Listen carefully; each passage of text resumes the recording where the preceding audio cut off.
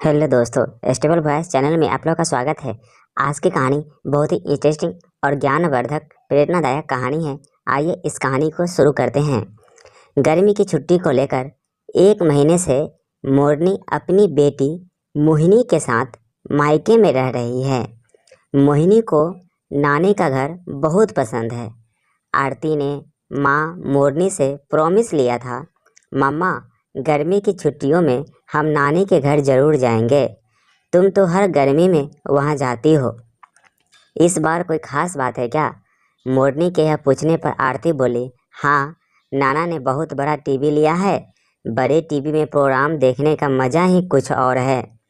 मोरनी इतने दिन मायके में रुकना नहीं चाहती थी, क्योंकि वहाँ से उसका ऑफिस काफ़ी दूर पड़ता है। आने जाने में 2 घंटे बर्बाद हो जाएंगे, परंतु बच्चे की जिद के आगे वह क्या कह सकती है। यहाँ आने के बाद बेटी की हर जिद नाना नानी पूरा करते हैं और यहाँ टीवी सारा दिन चलता रहता है और आरती उससे चिपकी रहती है। आज संडे है। मोहिनी अपने नाना नानी के साथ हॉल में टीवी देख रही है। मोरनी रसोई में रोटियां सेक रही है और हॉल से आती तीनों की आवाज़ें उसके कानों में पड़ रही है। जानती है, कोई डांस प्रोग्राम टीवी पर चल रहा होगा। आरती को डांस का बड़ा शौक़ है। हूबहू नकल करती है, चाहे कोई भी डांसर हो या डांस हो, उसके लिए कोई भी स्थिति मुश्किल नहीं है। जैसे ही टीवी पर डांस शुरू होता है, उसका भी डांस शुरू हो जाता है। उसका डांस देखकर नाना नानी उत्साह बढ़ाते हैं। शाबाश बेटा, एकदम सही स्थिति लिया है। यह तो पक्की नृत्यांगना है। रवीना टंडन और दिव्या भारती तो इसके आगे पानी भरती है। मोरनी सब कुछ सुन रही है।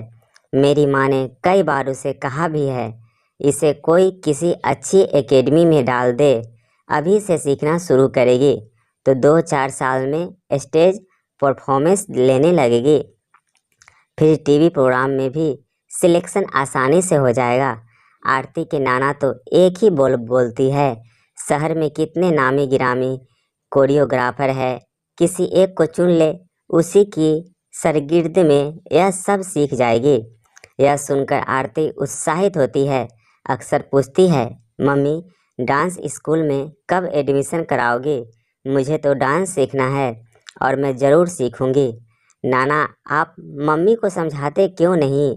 मेरी तो कितनी सारी सहेलियाँ कृष्णा सर से डांस सीख रही है। मुझे भी कृष्णा सर से डांस सीखना है। बेटे की बात सुनकर मोरनी कोई जवाब नहीं देती है। लगता है वह कुछ सुन ही नहीं रही है। सब कुछ उसके सिर के ऊपर से निकलता जा रहा है। 2-3 बार उसने माँ पापा को फुसफुसाना है, यह मोरनी को क्या हो गया है? हमारा बार बार डांस सीखने के लिए स्कूल में भेजने के लिए कहना इसे बुरा क्यों लगता है? ठीक है भाई, बेटी उसकी है, जो चाहे करे। परंतु मोरनी के पिता सुधीर मन ही मन पत्नी से कहते हैं, नहीं राधा, तुम कुछ नहीं समझोगी। छोड़ो यह सब। चुपचाप तो वह शुरू से ही थी, परंतु पिछले 3-4 महीनों से यूं गुमसुम रहना अब सबको अखरता है। ऑफिस में सभी उसके स्वभाव पर बोलते हैं। कई बार उसके देवर और पति भी कह देते हैं, तुम्हें देखकर लगता है जैसे तुम्हें चुपचाप काम करने के लिए बनाया गया है। ना बोलना, ना बतियाना और ना किसी से कोई सवाल पूछना। ऑफिस में उसकी दोस्ती सिर्फ सुधीर से है, बस उसी से बातें कर लेती है। गर्मी की छुट्टियां ख़त्म होने वाली है। पति सुनील 2-4 दिनों में उसे और आरती को ले जाएंगे। मोरनी के लिए तो जैसा मायका वैसा ससुराल। पर जब से मोहिनी को पता लगा है कि पापा ने नई गाड़ी ली है, खूब खुश है। हम तो अपनी नई गाड़ी में दादी के घर जाएंगे। सारा दिन उसके लिए डांस या नई गाड़ी के अलावा कोई बात करने को विषय ही नहीं है। और मोरनी सारा दिन बोर होती है, खासकर जिस दिन छुट्टी हो। रोटियां सेक कर वह बालकनी में आ खड़ी हुई दीवार पर उसके बचपन की एक फ़ोटो लगी है, जिसमें वह पीली की ड्रेस में डांस कर रही है। तस्वीर देखते ही यादों के पन्ने पलट गए। अपने बेटे की तरह उसको भी डांस करने का बहुत शौक था। तब वह सिर्फ 7 वर्ष की थी। घर के सामने एक डांस स्कूल था जो आज भी है। यह बात दूसरी है कि वह एक बहुत बड़ी एकेडमी में बदल गया है। प्रसिद्ध कोरियोग्राफर आज इसके डायरेक्टर है। यहाँ रोज़ बड़ी बड़ी गाड़ियों से सजी धजी लड़कियाँ उतरती है और उनके साथ उनकी आया माँ होती है। इसी स्कूल में 20 साल पहले शोभा मैडम होती थी। मोरनी उसी से डांस सीखी थी। फीस थी सिर्फ 1000। रोज़ शोभा मैडम ने मोरनी की माँ को बुलाया और कहा था, मैडम आपकी बेटी बड़ी टैलेंट है, इसे एक अच्छे कोरियोग्राफर की एकेडमी में एडमिशन दिला दीजिए। इस क्षेत्र में यह बहुत आगे जा सकती है। सिविल लाइंस में सुमन नाम के एक कोरियोग्राफर की एकेडमी है। यह उस एकेडमी के लिए सही रहेगी। हाँ, उसकी फीस कुछ ज़्यादा है। कितनी फीस होगी? 1000 महीना, 3000। शारदा के लिए 1000 हर महीने देना असंभव था। पास खड़े मोरनी ने माँ के चेहरे के आते जाते भाव देखे।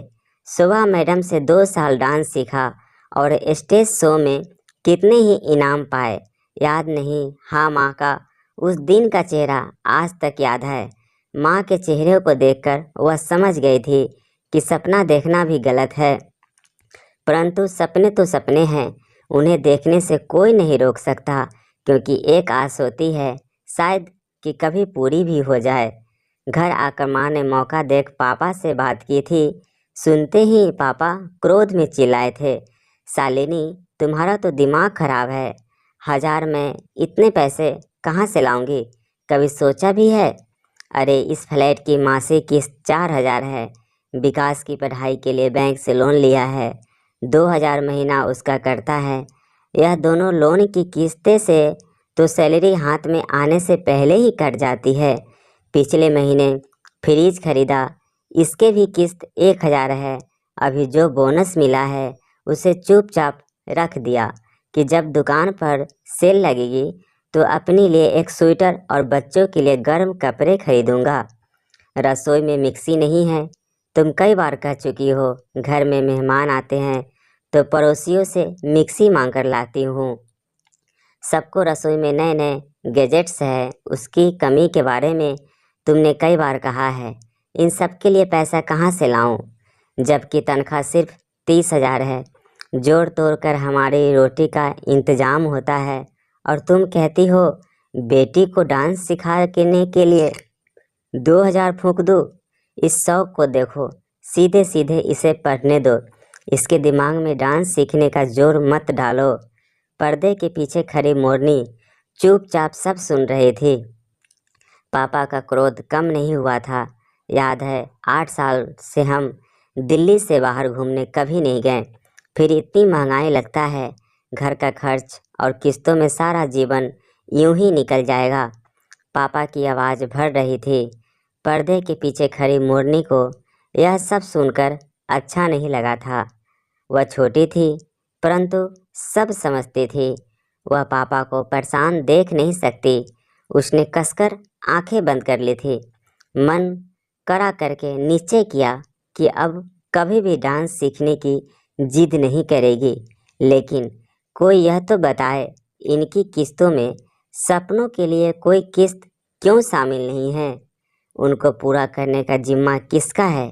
पता नहीं क्यों जी चाहा कि सामने टेबल पर रखा कांच का गिलास उठाकर किसी कोने में जोर से मारे। शायद सपने टूटने का दर्द थोड़ा कम हो जाए। सपने तो टूट ही गए, दर्द भी हौले हौले चला जाएगा। मोरनी चुप और शांत रहने लगी थी। यह बात कोई नहीं जानता था सिवाय पापा के। वहीं एक थे जो चुप रहने का कारण जानते थे। जीवन जीने के लिए साधन जुटाने की इस होड़ में उसके सपनों को किसने सेंध लगाई है? यह अपराध भाव भरत के अंदर था, लेकिन मजबूर थे कि जीविका पहले है, सपने बाद में आते हैं। मोरनी ने BA MA किया है और एक नौकरी पाली। वह संतुष्ट थी। ऑफिस में काम करते हुए एक कलीग से दोस्ती हो गई।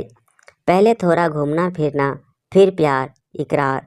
कुछ दिनों बाद दोनों के परिवार वालों को पता चला और फिर बातचीत हुई। दोनों परिवार वालों को शादी से कोई एतराज़ नहीं था। हमारे पास देने को दहेज के नाम पर कुछ भी नहीं है, मोरनी के पिता भानु ने साफ शब्दों में सुनील के पिता को बता दिया था। सुनील के पिता ने भी कहा था, भाई साहब हम भी पूरे सुने हैं, हमारी माली हालत आप जैसी हो गई है। हमें सुंदर, सुशील व घर को संभालने वाली बहू चाहिए। यह गुण आपकी बेटी में जरूर होंगे। शादी से पहले सुनील कई बार मोरनी को अपने घर ले गया था।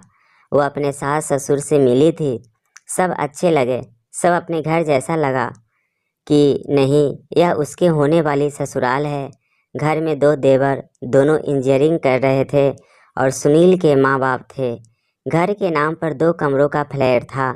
ठीक उसके घर की तरह ससुर अकाउंटेंट थे, सास उसकी माँ की तरह हाउसवाइफ थी।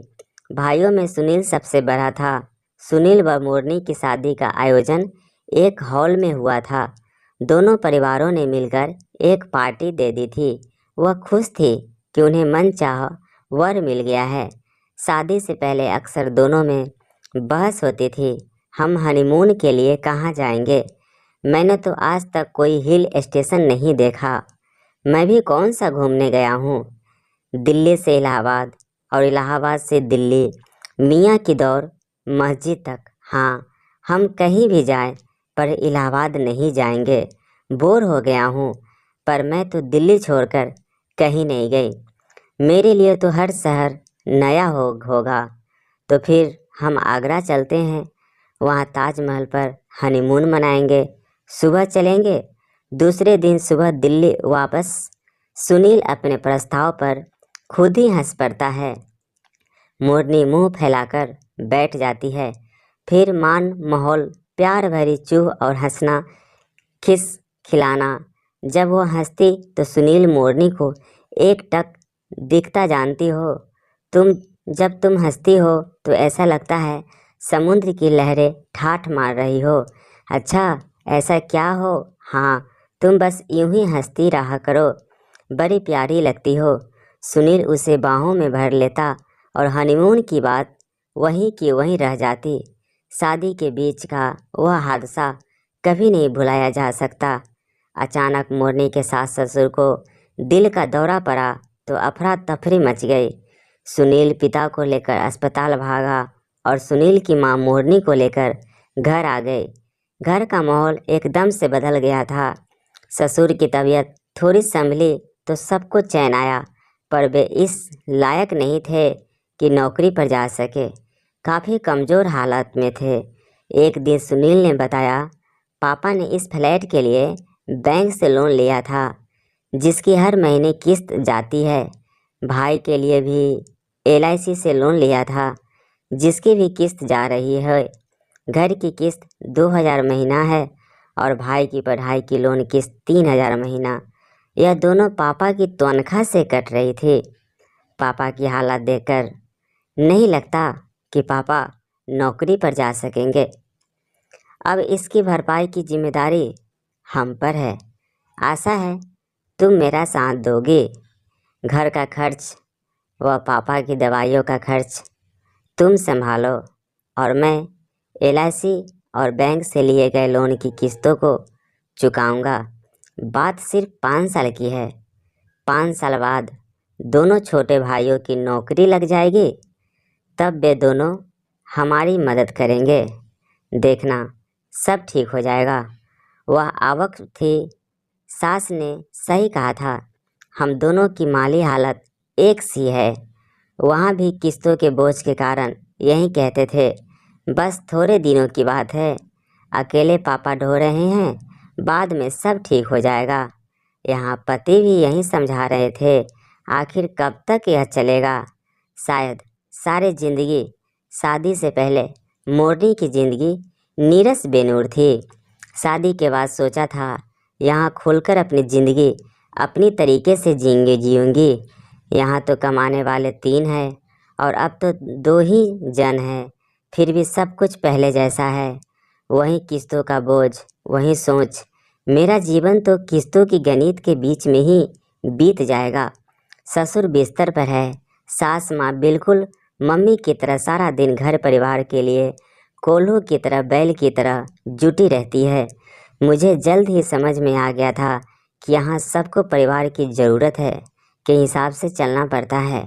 यहाँ अपनी लिख से हटकर सोचना गुनाह है।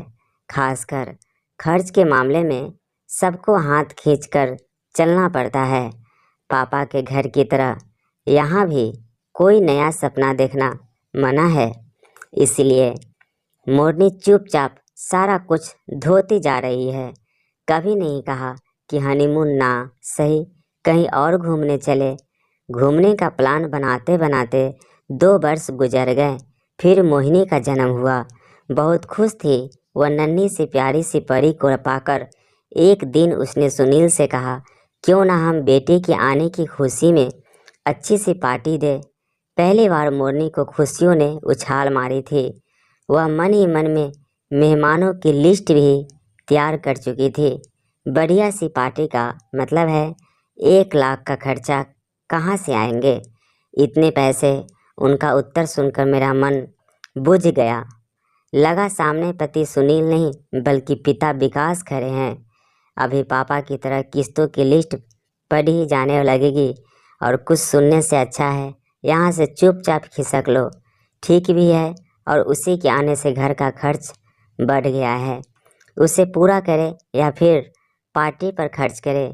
इस बीच दोनों भाइयों की पढ़ाई भी ख़त्म हो गई है। दोनों ने नौकरी के साथ साथ शादी भी कर ली है। दोनों 2,500 हज़ार खर्च में डालकर जिम्मेदारी से पल्ला झाड़ लेते हैं। जो पैसा बैंक में लोन की किस्त अदा करने में जाता था वह आरती पर खर्च हो जाता है और बाबूजी की दवाइयों पर खर्च हो जाता है। ना कोई कुल्लू गया, ना मनाली, ना आगरा। दोनों मियाँ बीवी एक ही जगह बैठे कर्जा, आमदनी और खर्चा के हिसाब में उलझे हुए हैं। दोनों खूंटे से बंधी गाय की तरह है जो सुबह से शाम तक घूमकर एक घेरे में सिमटे हुए हैं। एक दिन सुनील ने बताया, मैंने कार लोन के लिए अप्लाई किया है। अगले महीने कार आ जाएगी। क्यों स्कूटर से काम चल रहा है? ना, नहीं, स्कूटर भी खटारा हो गया है। हमें अपना स्टैंडर्ड भी तो ऊंचा करना है। सुनील ने ऐसे कहा जैसे वह आगरा का ताजमहल खरीदने जा रहा है। मोरनी को सुनील पर बड़ा गुस्सा आया। 2 वर्ष से आरती दीवार वाला बड़ा टीवी खरीदने के लिए जिद कर रही है तो सुनील ने यह कहकर बच्ची को बहला दिया कि बेटा अब की बोनस मिलेगा तो पक्का बड़ा टीवी खरीदेंगे। फिर हम मुंबई भी जाएंगे, तुम्हें वहाँ डांस शो भी दिखाएंगे। स्टेज शो देखने का तुम्हें बहुत शौक है ना। पापा की बात सुनकर मोहिनी खुशी से तालियां बजाती है, लेकिन मोरनी गुस्से से कहती है, क्यों बच्ची से झूठा वादा करते हो? कभी सोचा है तुमने इन्हीं झूठी बातों से बच्ची का तुम पर से विश्वास उठ जाएगा। सुनील को अनजान की परवाह नहीं है। छोड़ो, वह तो बच्ची है, थोड़ी देर में सब भूल जाएगी। तुम यह सब मेरे ऊपर छोड़ो। रही बात गाड़ी लेने की, वह तो मैं ज़रूर लूँगा। लेकिन मोरनी जानती है मोहिनी की आंखों में चमक तारों से टिमटमाते सपनों का क्या होगा। यह बात उसने अपनी सहेली सिप्रा को बताई थी। बताते समय उसकी आंखें भर हुई आई थी। मेरे जीवन के सारे सपने पैसों की कमी के कारण दफन होते जा रहे हैं। तो क्या मोहिनी के साथ भी वही होगा?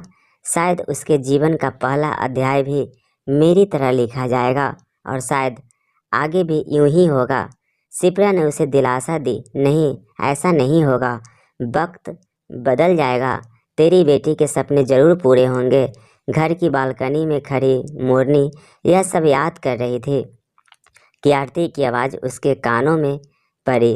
मम्मी पापा बालकनी में खड़ी होकर बाजार की रौनक का मज़ा ले रही हो और मैं आपको आवाज़ें देकर थक गई हूँ। क्या हुआ बेटा? मोरनी की भी आंखें छलक रही थी। सबने देखा, सच में उसने बेटी की आवाज़ नहीं सुनी। अंदर आओ, नाना बुला रहे हैं। आरती की आवाज़ आज खुशी से भरी थी। शायद टीवी पर कोई नया बढ़िया सा प्रोग्राम आ रहा होगा, इसी को लेकर उत्साहित है। जबकि मोरनी को इन प्रोग्राम में कोई दिलचस्पी नहीं है।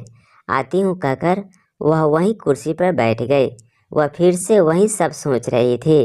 तो क्या महिलाओं और बच्चियों को सपना देखना मना है? नहीं, शायद यह सोचना गलत है। याद है विकास भाई 12वीं में पढ़ा रहा था, उसे रचनाएं लिखकर छपवाने का शौक था। जगह हाथ से लिखी रचनाओं में काफ़ी गलतियां होती थी। किसी ने सुझाया कंप्यूटर पर लिखकर प्रिंट निकाल कर भेज सकते हो, और उसमें तो एडिट की व्यवस्था होती है, गलती होने की संभावना ही नहीं है। विकास ने पापा से कंप्यूटर की फरमाइश की। पापा ने छूटते ही कहा, पहले पढ़ाई करो, तुम्हारे इस छोटे से शौक के लिए हजारों खर्च करना बेवकूफ़ी होगी। बात यह नहीं कि महिला और स्त्रियां के सपने टूटते हैं, बात यह है कि उन जैसे मध्य वर्ग परिवारों में पुरुष जब कमाने लग जाते हैं तो पुरुषों को पहले अपने सपने पूरे करने की आज़ादी हो जाती है। स्त्री स्वयं कमाते हुए भी सपनों को पूरा करने के लिए आज़ाद नहीं है। सच तो यह है कि उसको तो सपने देखने की भी इजाज़त नहीं है, क्योंकि आमदनी और खर्चों की किस्तों में सपनों के लिए कोई किस्त रखी ही नहीं जाती है। लेकिन चाहे कुछ भी हो जाए, वह पैसा इकट्ठा करके मोहिनी को डांस स्कूल में ज़रूर डालेगी। जानती हूँ सुनील तो ज़रा भी सहयोग नहीं देगा। उसकी सोच में यह सब है ही नहीं कि पत्नी व बच्चों की इच्छाओं को भी प्राथमिकता मिलनी चाहिए। वह तो पापा की तरह दुनिया की होड़ में लगा है। यह सब सोचकर आज मन काफ़ी विचलित था। ओ मम्मी, आप तो फिर वहीं बैठ गई, नाना कब से बुला रहे हैं। आरती का स्वर एक बार फिर कानों में पड़ा। वह उठकर हॉल में पहुंची। बेटा आओ, यहाँ मेरे पास बैठो। पापा ने बड़े प्यार से मोरनी को पास बैठाया। उनके हाथ में पीला रंग का कोई कागज़ था। उन्होंने हॉल से उसकी हथेली पर उस कागज़ को रखा। पापा, यह क्या है? यह तो चेक है। नहीं, यह तो डिमांड ड्राफ्ट है, और वह भी मेरे नाम का। वह कभी पापा तो कभी माँ का चेहरा देख रही थी। लिखी रकम पढ़कर चौंक पड़ी। लाख? हाँ बेटा, यह लाख तेरे हैं। सुन, 8 वर्ष पहले मैंने बैंक में पीपीएफ खाता खोला था। सोचा था जो पैसा डालूंगा तेरी शादी के समय काम आएगा। साल का लाख डालता था। तेरी शादी में तो सिर्फ हजारों लगा था। यह पैसा जमा होता गया, कल यह पैसा लाख बन गया है। सो वही निकाल कर तेरे को दे रहा हूँ। कहते हुए पापा का गला भर आया। आई एम सॉरी बेटा, जीवन भर किस्तें ही चुका रहा हूँ। उस वक्त तुम्हारी इच्छाओं और सपनों को दफन करता गया। दुख तो होता था, पर क्या करता। तुम्हारी हुआ विकास की पढ़ाई, घर का सामान, फ्लैट, सबके लिए लोन लेना पड़ा था। तू सब जानती है। आज तुम और सुनील उसी जगह पर खड़े हो। जानता हूँ तुम दोनों का जीवन भी मेरी तरह बीतेगा, किंतु इस बेटियों के सपनों का क्या होगा? अब इस पैसे से बेटी को किसी अच्छी सी डांस एकेडमी में एडमिशन दिला दे। बच्ची होनहार है, देखना बहुत आगे जाएगी। कहते हुए पापा की आंखें छलक आई थी। वे आगे बोले, एक बात और, इन पैसों से मकान की किस्तें मत भरना, समझी? तेरे ना सही, इस बच्ची के सपने तो पूरे हो जाएंगे। मोरनी की भी आंखें छलक रही थी। सबके पीछे माँ खड़ी थी। उसके हाथ में घुंघरू थे, जो 22 साल पहले किसी डांस शो में मेगा को इनाम में मिले थे। सबने देखा, माँ घुंघरू छन छन बजा रही थी। आरती हैरान थी। जो मम्मी चुपचाप रहती थी, आज खुशी से नाच रही थी। मोहिनी ने भी माँ का साथ दिया और बेटी को डांस स्कूल में एडमिशन कराने की सोचने लगे। कैसा लगा यह कहानी? कमेंट करके ज़रूर बताएं। और हाँ, आप इस चैनल पर नए हैं तो कृपया इस चैनल को लाइक, शेयर और सब्सक्राइब कर लीजिए, जिससे कहानी की सबसे पहले नोटिफिकेशन आप तक मिले। धन्यवाद।